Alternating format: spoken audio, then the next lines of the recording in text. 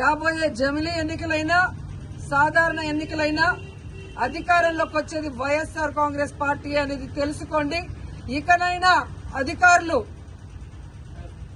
మీరు ఏదైతే న్యాయబద్ధంగా చేయాలో అలా చేయాలి, అంతేగాని మీరు మితిమీరిన ఉత్సాహంతో చేస్తే మాత్రం చాలా బాధపడే రోజులు వస్తాయని కూడా తెలియజేసుకుంటున్నాను.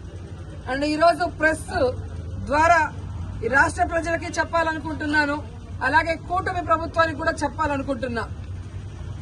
కూటమి ప్రభుత్వం అధికారంలోకి వచ్చిన తర్వాత తప్పుడు కేసులతో హెరాస్మెంట్ చేయటమే కాకుండా ఈరోజు రాష్ట్రంలో మద్యం బెల్ట్ షాపులు ఏ విధంగా వీధి వీధికి పెట్టి విచ్చలవిడిగా మద్యాన్ని అమ్ముతూ ఈరోజు ఆడపిల్లల మీద అఘాయిత్యాలు పెరిగే విధంగా చేస్తున్నారో మీరందరూ కూడా కళ్ళారా గమనించండి.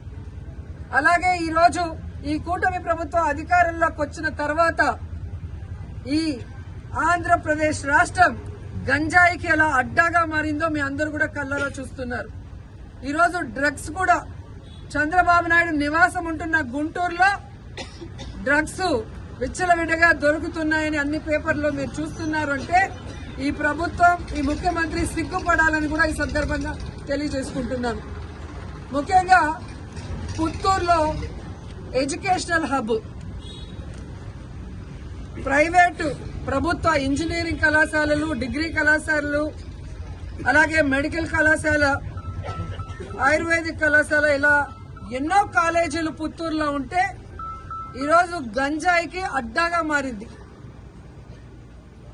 గతంలో కూడా తెలుగు యువత హరి అనే అబ్బాయి ఈ విధంగా విచ్చలవిడిగా గంజాయి అమ్ముతూ దొరికిన దాఖలాలు పుత్తూరులో మీకు కనిపించాయి.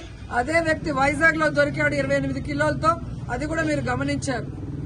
ఆ రోజుల్లో మేము పోలీసు వాళ్ళని ఇలాంటివి జరగకుండా తప్పు పనులు చేసే వాళ్ళని తరిమి కొట్టాం.